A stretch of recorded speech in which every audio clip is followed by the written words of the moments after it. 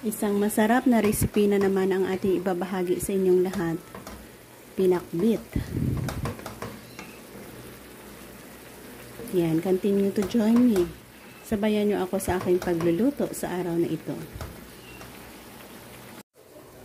Mga sangka para sa ating gagawing easy pinakbit recipe with pork. Mayroon tayong talong, sitaw, okra,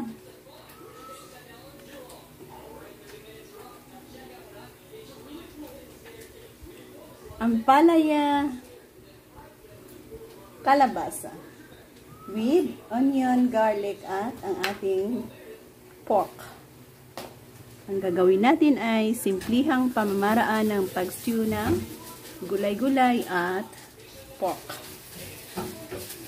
A very easy and authentic flavor ng Filipino dish. Isa sa mga sangkap na ating gagamitin dyan ay ang bagoong alamang. So, yan. So, ginisa na natin yan. Sa ginger, garlic, nilagyan ng asukal at vinegar. Magiging add-on natin yan or part ng ingredients na ating gagawin para sa ating pinakbit. Yan. Oil para sa gisa ng ating kunting baboy. Enhancing flavor ang ating baboy. Wala tayong nilagay na mga ingredients o pampalasa dyan.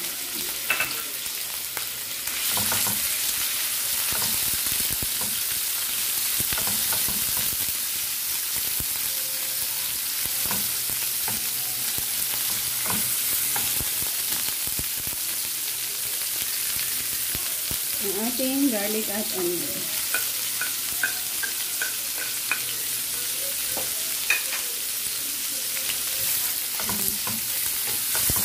Isa muna natin ito. And then, sabi muna.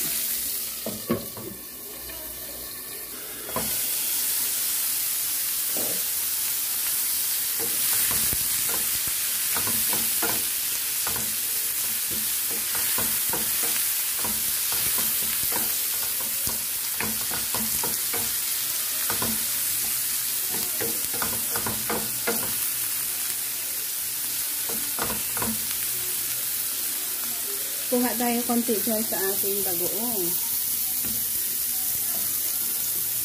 Hindi nga kadali sila. Nagay natin dito.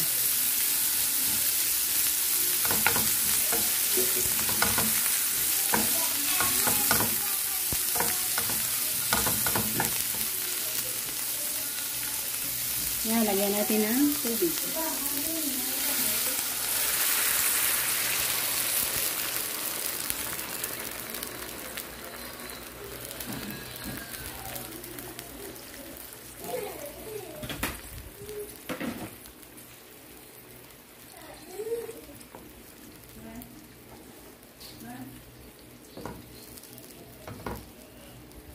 Nabilis lang yan. Ayan, ilagay na natin ang ating mga gulay-gulay. Ito ay stew na or slow cooking method ng ating gulay-gulay with baboy.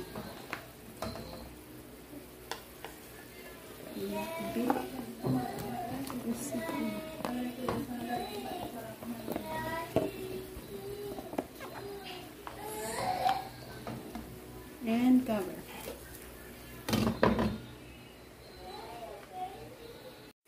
May madaming sabaw.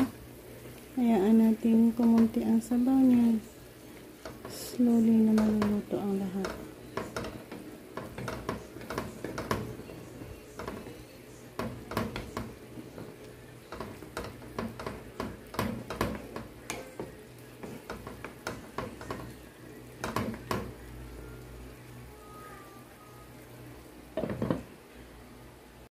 Yan, silipin natin ang ating mabagong pinakbit.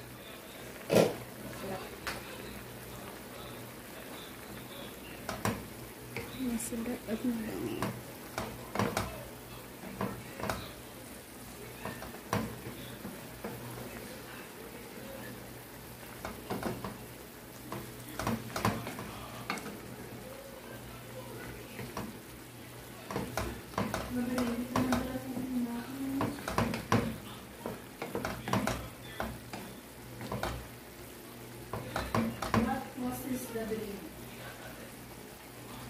Yan, lagyan natin ng asukal. Balance natin yan sa ating ilalagay na patis. Dahil nga sinalagyan natin kaninang bagoong konti lang ating ilalagay na patis. Wow guys. Ang bango, masarap at masustansya na naman ang ating recipe ngayon.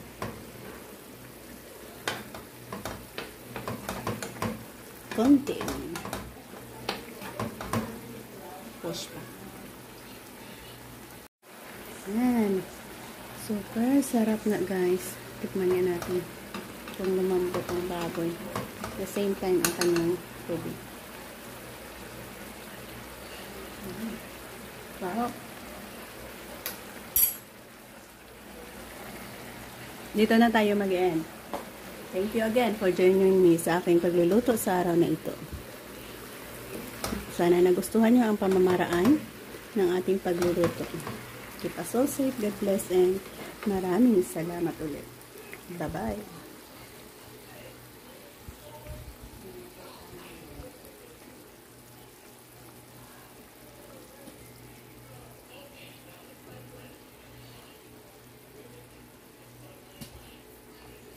And ready to eat na tayo.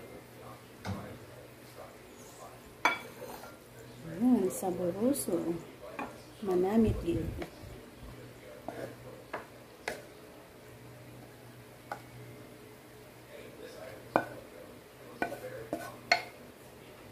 Happy eating guys. Hali kayo, pakain na tayo sa ating masarap na pinakbet recipe na ito.